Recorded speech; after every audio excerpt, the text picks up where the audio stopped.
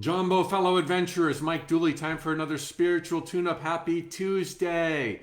All right, today's Q&A comes from the heels of yesterday's when I was asked about visualizing a specific person behaving a specific way in either a relationship you already have or a relationship you would like to have.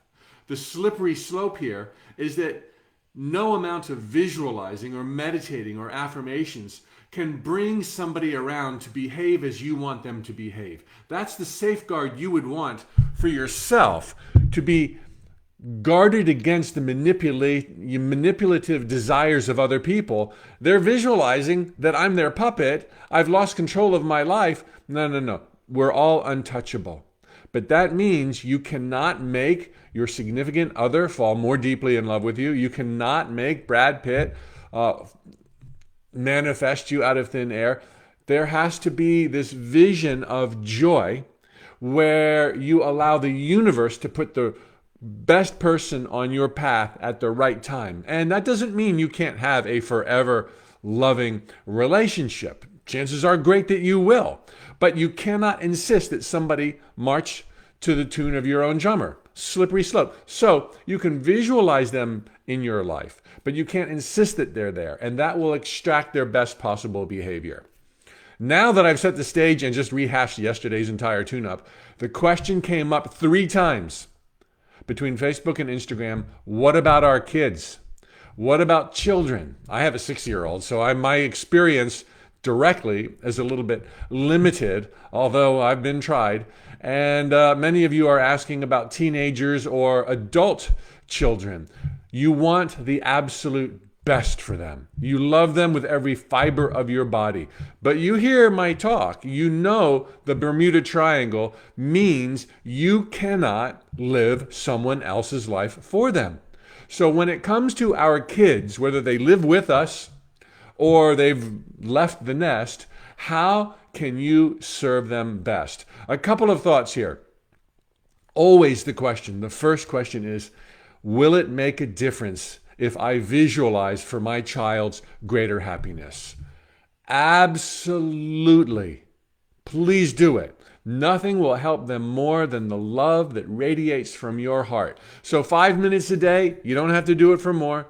Just make that demonstration. Feel that love. See their smile in your mind's eye. Hear their laughter. Comment to yourself that, "God, it just worked out so great. Oh my gosh, they're just so happy. Oh my gosh, this is the best of the best of the best." Here's the tricky part. Nothing can ensure that they will then make the decisions you want them to make. But nothing else you could do will make as big a difference in them making wiser choices than you loving them deeply and profoundly. It makes a difference in that it reaches them. They feel your love, whether they admit it or not, whether they consciously know it or not. And just feeling more love will help anybody make better choices. So the answer is yes, although not quite exactly the way you think. Here's some other thoughts. Obviously, it's their life. You got to let them live their life. And while you think you know what's best for them, maybe you don't know what's best for them. Maybe what's best for them is that they slip and fall so that they don't go down that path any farther. And if you prevent the slip and the fall, they're never going to learn that lesson. You've got to honor their choices. Once you've done all you can with what you've got from where you are, and you hold them in this beautiful light of love, and they know that you're there for them and that you'll do anything for them, except spare them from their lessons, then you've got to let them go and make their own mistakes. Okay? You don't encourage the mistakes, but you must allow that to happen. I also want you to understand that they are not yours. They are of you. They are ancient spiritual gladiators of the highest, finest stock in the entire intergalactic universe. And they chose you to be mom or dad. They knew what they were doing. And from the zenith of your brilliance, you saw what was coming and you said, yeah, I want I want to do that. It was mutual, even though sometimes you might wonder about that. It was mutual. They wanted you, you wanted them. They knew what you had to offer. They knew how strong you would be. They knew that you would toe the line, and vice versa. They would be strong when you needed strength. They would be there when you need them. Maybe the pendulum hasn't swung yet. It's going to. So don't see them as vulnerable little mini-me's, unable to live without you. They are ancient spiritual gods and goddesses, and they came here knowing what they were doing, and the stage was set meticulously. And while it may seem haphazard, and there may be broken hearts left and right from time to time, it's working. There's meaning. The purpose is being met. Love them, and they will come out the other side just so deeply grateful. I also want you to have high expectations. Even though we see our kids, and I learned this first from my dogs. I've had dogs for, oh God, if I strung it all together, 30 years. Dogs that I loved, they were like my training wheels before I had a human kid. And there's a lot of similarities. Have high expectations. Don't be thinking, well, they're not really that good at, math, or they're not really good at dancing, or they can't do sports. It's like they can do anything you can do better. They can do anything anyone has ever done. They are these sparks of the divine, and maybe it hasn't shown up yet. Maybe they haven't developed that part of their existence yet. But hold them in a very high regard. Honor them. Worship them with conditions. It's your job, your responsibility, if they're still in your home, to lay down the law. And study after study has shown that when there is a strong parent for the kids in the house, when those kids grow up, it's one of the things they appreciated most about their parents. Tough love, if you will. They need you. They want you to tell them where their barriers are. But at the same time, have these high expectations. Don't pity them. Don't feel sorry for them. Oh, they're frail, or oh, they're this, or oh, they have that issue, and they have this tendency. No, that was temporary. That was fleeting. You see them in their full radiant light, capable of mastering their life, in love with the universe in love with them, which is truly the case. And then the last bit of advice I have, and I can only imagine how challenging and difficult being a parent can sometimes be. I haven't had that yet with 6 years under my belt.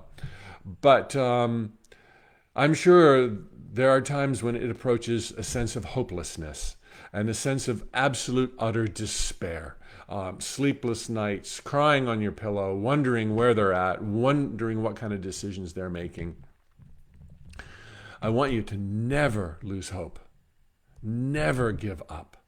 There is a giant inside of that person, and that giant is naturally coming to fruition and learning to find their own way in the world. And that giant, the best that's within them, chose you because they knew that you would be able to hold that line and that you would never give up hope on them. No matter how much despair you feel, no matter how distraught you may sometimes feel, it is temporary. And what is forever and what is real is the love that's in your heart, the love that's in their heart, and their natural tendency, in spite of appearances sometimes, their natural tendency is to heal, is to love, is to be balanced, is to find their way, is to be beautiful, is to be of service. That's who they really are. See that in there, no matter that they may be down to hanging on to a thread. Hope you never need that, okay? Lots of love from Orlando, Florida. Oh, let me tell you what's going on now. Speaking of parenthood, when Hay House asked me years ago what my next book project might be. I mean, can you imagine how cool is that? My publisher says, "What do you want to write about?" I tell them, they're like, "Go do it." So I said, I'd love to write a book and capturing all that I've ever shared in 20 years as a teacher, a writer, and an author, in one book with my daughter in mind. So this is like when she was 3 years old, and it kind of came to fruition when she was 5 years old, just a year and a half ago. Now, the hardback, which became a bestseller all over the world in multiple languages, I just got the German one. The German one. All right, so the paperback is now available in North America and in other markets. It is maybe my favorite of all the books I've written. It's filled with 8 love letters from me to my daughter, applicable to anybody, parent or not. And then there's 6 chapters that kind of categorize my favorite lessons that I want my daughter to know. Why the sun rises. Because of her, and because of you, and because of your kids. Chapter 2, how things happen, the logistics of magic and miracle. Chapter 3, learning from all that hurts. 4, imagination, dreams, and baby steps. 5, making the most of friends, family, relationships. 6, what old souls know. Anyway, this is now available through pre-order. It comes out in 7 days. The link below in Facebook, swipe up on Instagram, and the link ought to be there. If not there yet, it will be there shortly. Maybe my favorite book. This book has every lesson that's in my 16 earlier books. It's really my favorite. And whether you've got a kid or you're a kid at heart, it's for an adult. It's for my daughter when she's an adult. And it's for you because you're there now. All right. So anyway, there's workshops and bonus gifts if you help us celebrate and get a copy in the next 7 days. A Beginner's Guide to the Universe.